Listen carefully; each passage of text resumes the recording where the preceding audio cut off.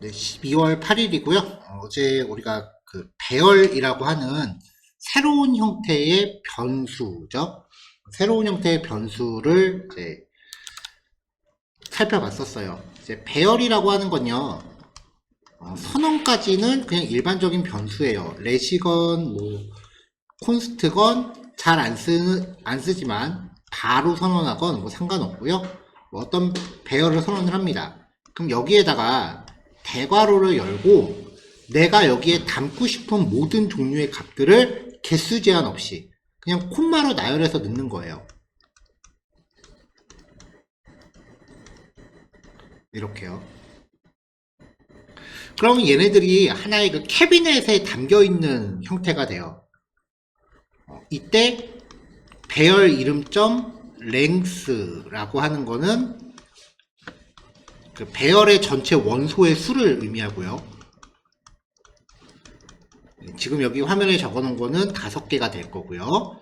그 다음에 이 각각의 원소에는 0부터 시작하는 일련 번호가 부여가 되는데 이 일련 번호를 배열의 인덱스라고 합니다.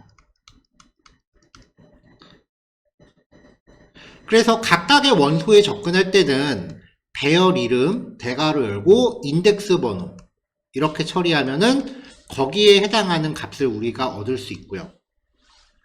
반대로 인덱스 번호만 있다 뿐이지 그냥 일반 변수랑 똑같거든요. K의 2번째에다가 50을 넣어라 라고 하면은 이 자리에 50이 들어가는 거예요. 그냥 변수 사용하듯이 쓰시면 돼요.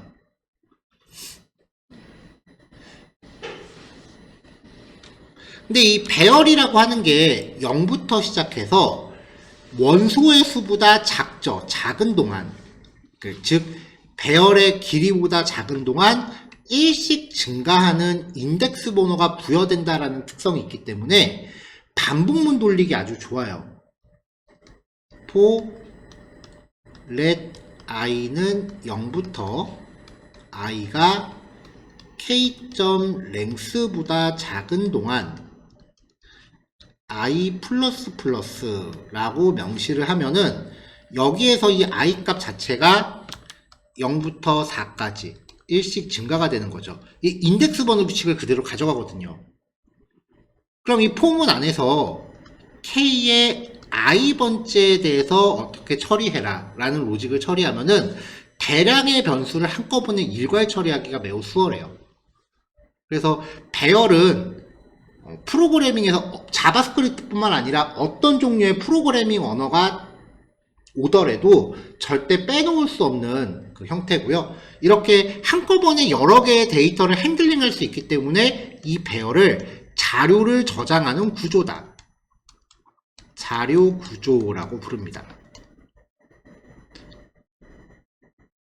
그래서 이 자료 구조라는 용어가 이제 등장하기 시작하면은 이 배열을 반복문을 사용해서 이렇게 원소를 하나씩 건드리잖아요. 이거를 이제 배열의 탐색이라고 해요.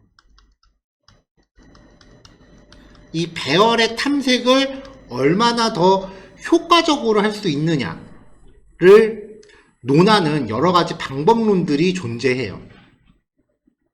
그 방법론에 대한 이야기는 뒤에서 조금 더 부연 설명을 드리긴 할 텐데 일단은 기본적인 것부터 보도록 하죠.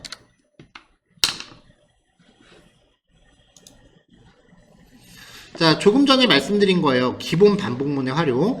인덱스가 0부터 1씩 배열의 길이보다 작은 동안 순차적으로 증가한다는 특징이 있어요.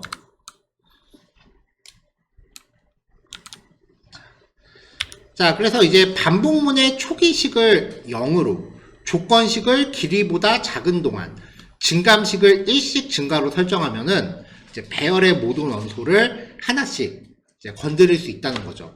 이거를 마치 공식 기억하듯이 기억을 해주셔야 돼요. 배열이 나오면 일단 이 반복문 들어가는 건 거의 무조건이다 라고 여기시면 됩니다. 자, 그래서 어제 우리가 보던 그 6단원의 3번 예제부터입니다. myarr이라는 배열을 만드는데 new array 하고서 숫자값 5를 줬어요. 어제 우리가 배열의 특성 이야기할 때, 배열 만드는 법 이야기할 때 new array 명령에다가 숫자가 하나가 들어가면은 얘는 원소가 아니에요. 배열의 크기예요. 그러니까 5칸짜리 빈 배열이 만들어지는 거고요. 각각의 원소는 undefined가 돼요.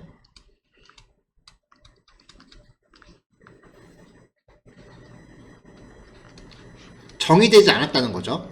그래서 실제로 이제 여기까지 만들고 출력을 해보면 5개의 비어있는 아이템스라고 되어 있는 거죠. 그래도 칸은 존재하기 때문에 길이를 측정해보면은 5라고 떨어집니다. 0부터 5보다 작은 동안 1씩 증가니까 0부터 4까지 1씩 증가가 되겠죠. 그럼 myAR의 i번째라고 하면 여기가 0, 1, 2, 3, 4가 되는 거예요. 여기서 지금 5칸의 빈 공간을 만들었는데 이 빈 공간에 0번째에다가 i 곱하기 10, 일단 0 곱하기 10이니까 0이겠죠.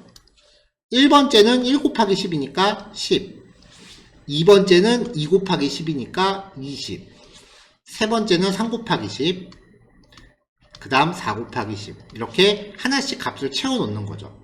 그래서 출력해 보면은 이렇게 5개가 들어있는 배열을 확인할 수 있습니다. 자, 처음엔 빈칸이었는데 값들이 이렇게 채워졌죠.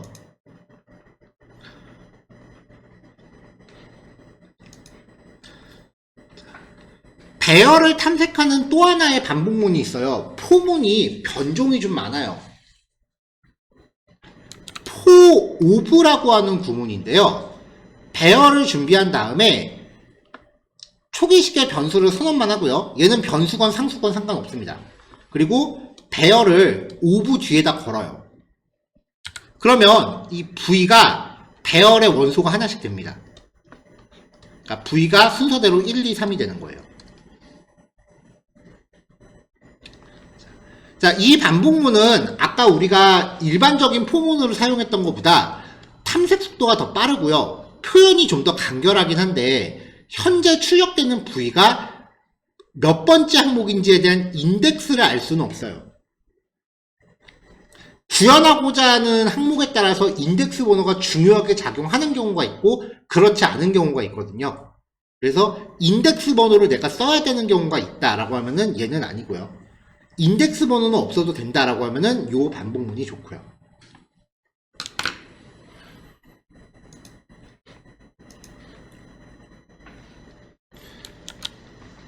자, 데이터에다 45213이라는 원소를 넣는데요. 여기다 포오브문이에요. 포오브. 여기다가 배열을 걸면은 이 아이템이 순서대로 4, 5, 2, 1, 3이 된다는 거죠. 네, 이렇게요. 자, 그러니까 이제 배열을 탐색하는 방법은 인덱스 번호를 통해 접근하는 그 고전적인 포문, 그리고 인덱스 번호는 필요 없고 원소만 집중하는 포오브문, 두 가지 형태가 있다라는 겁니다. 근데 대부분 이 형태를 더 많이 쓸 거예요. 자, 여기까지 내용을 토대로 해서 이제 배열에 대한 여러 가지 문제 형태가 나와요. 이제 첫 번째 문제입니다. 총합과 평균을 구하는 건데요. 여태까지는 반복문이 돌아가는 동안 이 i 값에 대한 총합을 구했죠. 이제는 배열 원소의 총합이에요.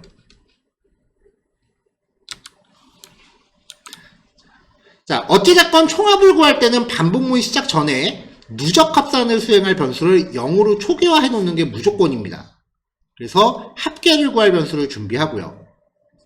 그 다음에 이 배열의 모든 원소를 탐색해야 되기 때문에 0부터 data.length 5개죠. 5보다 작은 동안 1씩 증가. 그럼 i의 변화량은 0부터 4까지 1씩 증가가 될 거예요. 자, 그럼 썸에다가 데이터의 i번째를 더해라고 했는데 i가 0, 1, 2, 3, 4가 되죠. 이 데이터에서 0번째, 1번째, 2번째, 3번째, 4번째. 자, 그러니까 데이터의 0번째는 10. 썸에다가 10을 갖다 더한 거고요. 그 다음에 20을 갖다 더하고 30을 갖다 더하고 40, 50도 갖다 더합니다. 그럼 결과적으로 이 썸은 배열 원소의 총합이 되겠죠. 자, 이렇게 얻어진 총합을요, 배열의 길이로 나눕니다. 이거 다 더한 다음에 개수로 나누는 게 평균이잖아요. 그러면 배열 원소의 평균을 얻을 수도 있겠죠.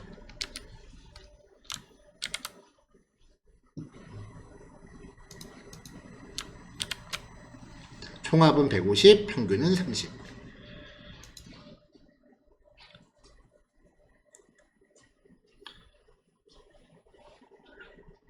예를 들면은 이제 쇼핑몰 같은 데서 장바구니 같은 거 보면 우리가 담은 상품들 있잖아요. 그렇게 목록 형태로 보이는 모든 종류가 다 배열이에요. 그럼 장바구니에 그 상품 담아놓고서 결제할 금액 총액을 구해잖아요. 그때도 이 루틴을 사용을 해요.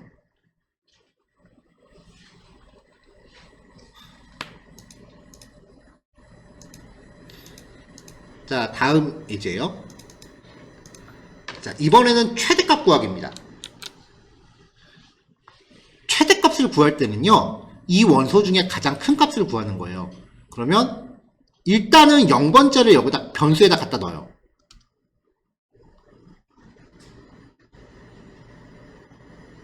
그 다음에 0번째는 이미 갖다 넣었으니까 나머지 항목이랑 맥스 값을 비교하는 거예요. 1번째부터 끝까지 가는 거니까 i는 1부터 시작합니다. 그리고 길이보다 작을 때까지. 길이는 5죠? 그럼 i 값은 1부터 4까지 1씩 증가가 돼요. 2, 3, 4죠. 자, 그러면 데이터의 i번째, i가 1, 2, 3, 4였죠? 자, 먼저 데이터의 1번째랑 맥스를 비교해요. 맥스는 아까 5였습니다. 5하고 2를 비교하는데 아직은 맥스가 더 크죠? 패스. 자, 그 다음에 이제 i가 1 증가했어요. 그럼 5하고 이번엔 얘죠? 7을 비교해요. 그럼 7이 더 크죠? 그럼 7을 맥스에다 저장을 해요. 그럼 이제 맥스는 7이 됐어요.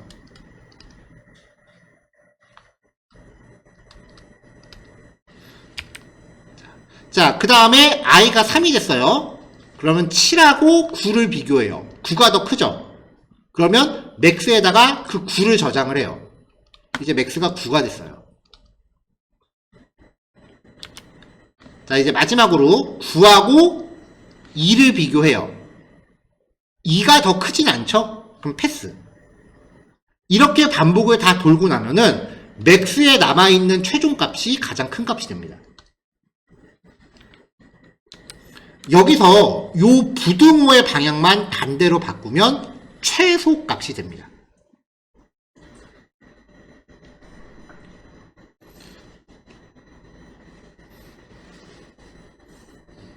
보통 이제 최대값 같은 거 구할 때는 이제 결제 같은 거 할 때 뭐 쿠폰 이벤트 같은 거 적용할 때 써야 될 때가 종종 있고요.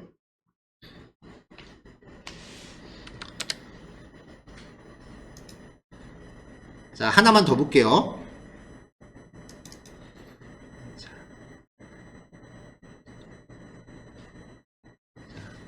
배열 원소를요, 역순으로 배치할 거예요.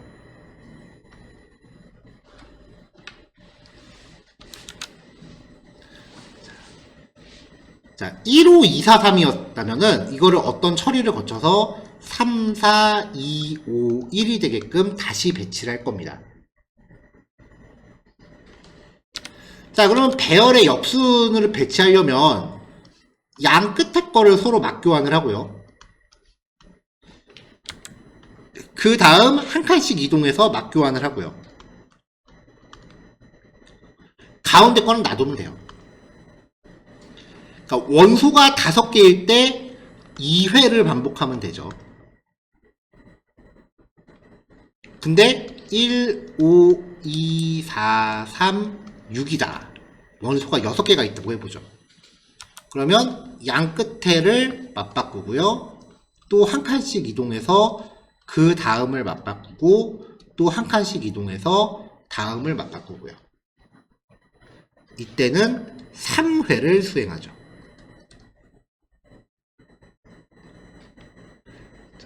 자, 여기서 이제 포인트가 뭐냐면은 반복을 몇 번 해야 되는가를 먼저 가늠을 해야 되는데, 홀수계일 때는 5 나누기 2를 하면은 2.5가 나오거든요. 여기서 0.5를 버려야 돼요.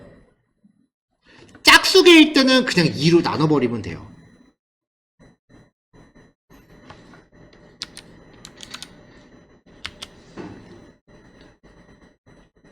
자, 그래서 반복 횟수를 먼저 구합니다. 배열의 길이를 2로 나눈 나머지가 0이라면, 즉 짝수일 때는 배열의 길이 나누기 2 하면 그뿐이에요. 근데 그렇지 않을 때는 아까 5개 홀수일 때는 길이에서 1을 빼요. 왜냐면 가운데 거는 놔둬야 되잖아요. 그래서 요거를 2로 나누면은 4 나누기 2가 되니까 2가 나오죠. 짝수계일 때랑 홀수계일 때 반복 횟수를 구하는 게 다르다는 거예요. 사실 이거 자바스크립트에서 제공하는 그 기본 명령어를 쓰면 좀 더 간결하게 되는데, 지금은 우리가 수업에서 배운 범위 안에서 해결하느라고 이런 거예요. 자, 그래서 이제 반복 횟수를 P로 정합니다. 자, 지금 여기서는 5개니까 5 빼기 1 나누기 2 해서 2죠. P가 2인 거죠. i는 0부터 2보다 작은 동안 1씩 증가. 즉 i의 변화량은 0부터 1까지입니다. 자, 그러면 이 i가 의미하는 거는 0, 1 여기까지예요. 그럼 i가 0일 때 맞바꿀 반대쪽 원소를 찾아야 돼요. 0일 때 네 번째 거랑 바꿔야 되고요. 1일 때 세 번째 거랑 바꿔야 되죠. 우리가 알고 있는 정보는 전체 길이가 5다라는 것밖에 없거든요. 5 빼기 i에서 1을 더 빼주면 됩니다. 5 빼기 0 빼기 1은 4고요. 5 빼기 1 빼기 1은 3이잖아요. 자, 그래서 반대쪽 원소의 위치는요, 배열의 길이에서 i를 빼고 1을 뺍니다. 그러면 p번째랑 k번째를 바꾸면 돼요. 자, 이제 마지막으로 변수를 맞바꾸는 처리입니다. 이걸 보통 코딩에서 수압이라고 불러요. a라는 변수가 있고요, b라는 변수가 있어요. 그럼 이거를 직접적으로 맞바꾸는 방법이 존재하진 않아요. 그래서 새로운 변수 c를 등장시킵니다. a의 값을 c에다 넣습니다. 그러면 c가 1이 됐죠? 그 다음에 b의 값을 a에다 넣습니다. 그러면 a가 2가 됐죠? 마지막으로 아까 복사해 놓은 c의 값을 b에다 넣습니다. 그러면 b가 1이 되죠. 결과적으로 a와 b가 바뀌었죠. 이거를 이 데이터 배열의 k번째와 p번째, i번째와 k번째, 요거에 대해서 처리하면 돼요. 일반적으로 이렇게 C처럼 임시로 사용되는 변수, 그 템포럴이 줄여서 템프 내지는 TMP라는 변수 이름을 많이 써요. 자, 임시 변수 TMP에다가 데이터의 i번째를 넣습니다. 그리고 k번째를 i번째에다 넣고 아까 복사했던 TMP를 다시 k번째에다 넣습니다. i가 0일 때 k는 5 빼기 0 빼기 1이니까 4예요. TMP라는 변수가 있는 거죠. 데이터의 i번째를 TMP에다 넣어요. 그럼 1이라는 값이 TMP에 들어가죠. 얘가 1이 돼요. 그 다음에 데이터의 k번째를 i번째에다 넣어요. 3을 이 자리에 넣는 거죠. 여기가 3이 돼요. 자, 다시 아까 복사해둔 TMP를 데이터의 k번째에다 넣어요. 1을 여기다 넣어요. 여기가 1이 되는 거죠. 그래서 3, 1 이렇게 맞바뀌는 겁니다. 이게 반복문이 또 들어가면 i가 1이 되겠죠? 그럼 얘하고요. 그 다음에 5 빼기 1 빼기 1이니까 k는 그 다음 3이 되잖아요. 얘하고. 이걸 또 맞바꾸는 처리를 처리하는 거죠. 자, 이런 식으로 쭉 처리하고 나면은 이제 배열의 원소가 맞바뀝니다.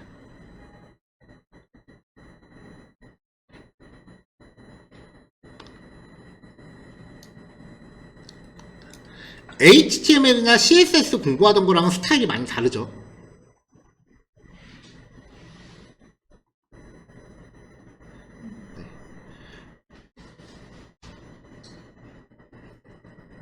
보통 이제 이런 식으로 그 어떤 변수의 값이 어떻게 흘러가는지, 그리고 얘를 어떻게 내가 그 핸들링을 할지, 이런 것들에 대한 체계적으로 정리된 어떤 그 풀이 모음을 우리는 알고리즘이라고 해요.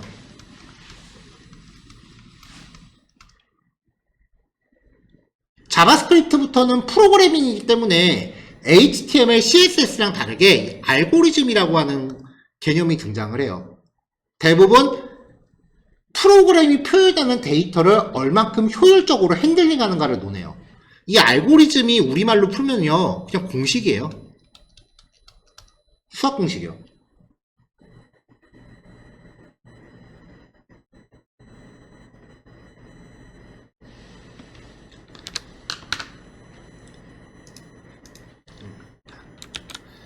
자, 몇 번 이제 말씀을 드렸었는데, 이제, 고전적인 웹 프로그래밍 업무 분장은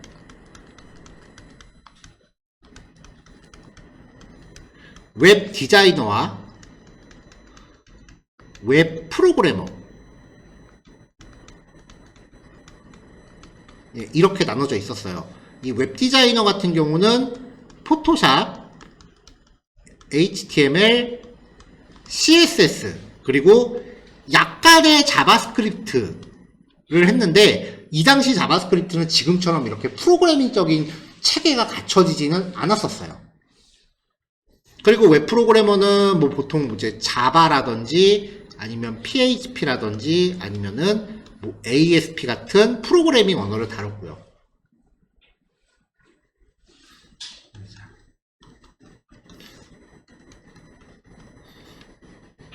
보통 이제 공부할 때 보면은 이제 이 당시 웹 프로그래머들은 말 그대로 컴퓨터 전공이요. 그 다음에 웹 디자인 같은 경우는 많이 그 전공하신 게 이게 시각 디자인, 이쪽 계열이었어요. 네, 그러면서 이제 모바일이 등장하고 그 다음에 반응형 웹이라는 게 개념이 생기면서 CSS가 난이도가 좀 올라가요.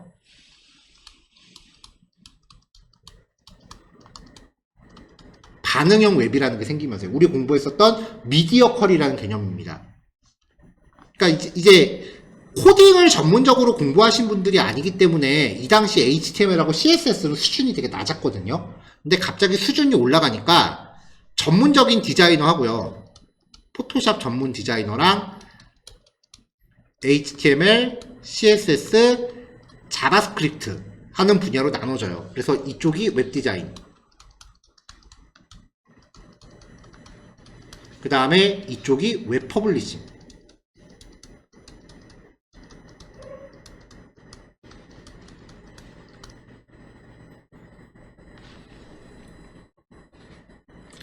자, 그러면서 이제 자바스크립트가 버전업이 되면서 자바스크립트가 기능이 굉장히 좋아졌어요. 그래서 자바스크립트로 웹 프로그래밍도 가능해져요. 그게 보통 많이 하는 노드.js고요. 그럼 웹 프로그래머들이 이 노드.js라는 걸 접하니까 그럼 우리도 이거 한번 도전해볼까? 라고 하면서 나온 게 리액트예요.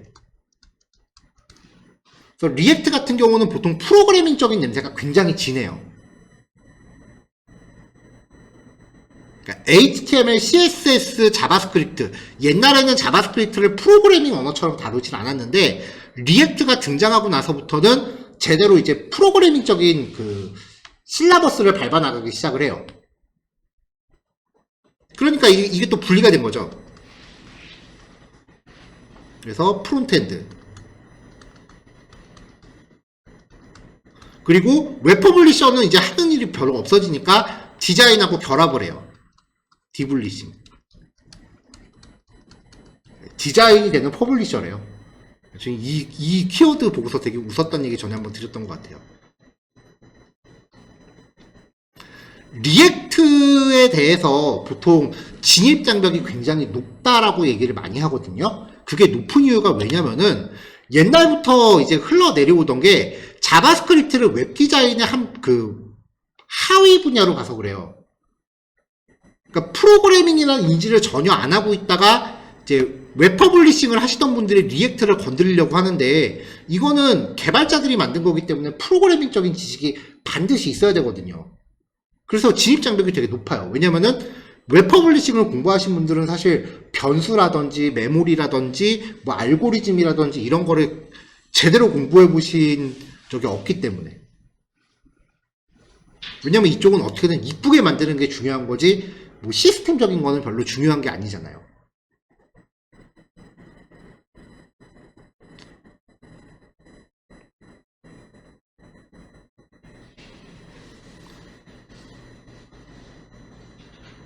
그래서 이제 리액트를 바라보실 때 우리 최종 목적의 리액트죠. 리액트를 바라보실 때 이게 요즘은 웹 퍼블리싱 파트에서도 리액트를 요구를 해요. 왜냐면은 리액트 자체가 이제 HTML하고 CSS를 포함하고 있기 때문에 웹 퍼블리싱 파트에서도 애당초 그냥 리액트로 웹 퍼블리싱을 하고요. 그 다음에 프론트엔드 개발 파트에서 그걸 이어받아서 이제 프로그래밍적인 걸 넣는 그런 루틴이 많아요. 그러니까 이렇게 컨셉을 처음에 이제 목표를 잡으실 때 나는 이쪽 루틴에서 리액트를 공부할 건지 아니면 이쪽 루틴에서 리액트를 바라볼 건지를 확고히 결정을 하셔야 돼요. 일단 우리 수업은 이거를 다 범위에 놓고 있기는 합니다.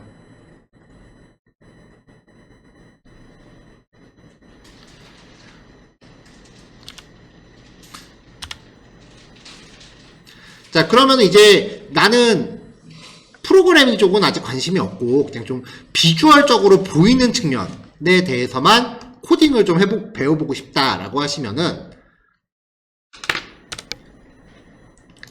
우리가 수업에서 다루는 이런 내용들은 그래도 가장 베이직한 부분들이니까 어느 정도 익혀놓기는 하셔야 됩니다. 근데 이게 많은 분들이 이제 여기서 딜레마가 오시는 게 이거예요. 그나마 제일 일반적인 케이스가 뭐냐면은 수업에서 설명하는 거는 설명 들으면은 그 무슨 말인지 따라갈 것 같긴 한데 이걸 갖다 뭘 만들지는 모르겠다.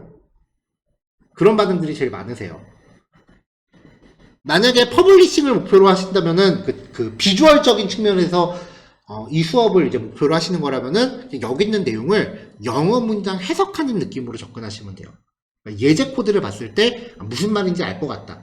이걸 활용해서 뭔가 만들 생각은 아직 안 하셔도 돼요.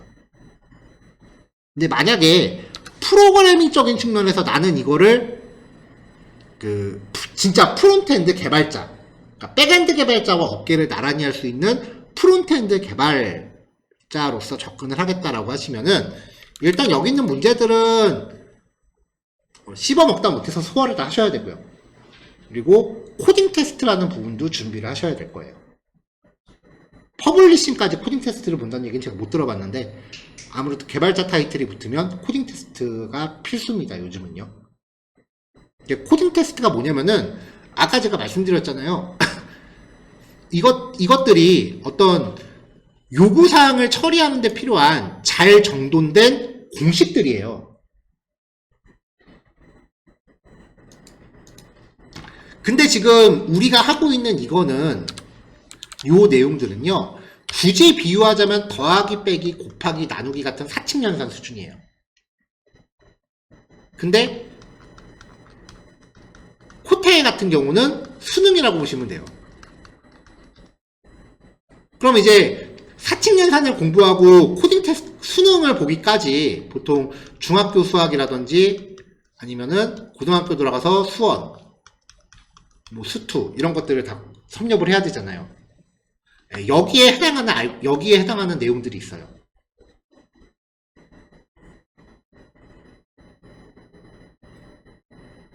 그래서 이런 것들을 이제 좀 더 체계적으로 정리해갖고 어떤 경우에는 어떤 공식을 접목을 한다 라고 하는 거를 이제 보통 이제 알고리즘이라고 하고요. 이 알고리즘을 얼마나 효율적으로 적용할 수 있는가를 보는 게 일반적인 코딩 테스트예요. 이 알고리즘 공부는 거의 코딩이 한 6, 수식이 4 정도 들어간다고 보시면 돼요. 그러니까 지금 우리 수업에서는 이제 실제 업무에 적용하는 직무 능력을 좀 더 포커스를 놔서 이제 내용을 소개해 드리는 건데, 이론적인 부분에 대해서도 좀 준비를 하셔야 된다는 거죠. 프론트엔드 개발을 목표로 하신다면.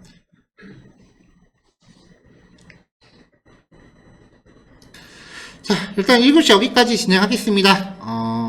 3번, 4번, 5번, 6번까지 해보시면 되고요. 3시까지 내용 정리하시고 10분 쉬었다가 이제 3시 10분에 이어서 하시면 될 것 같아요.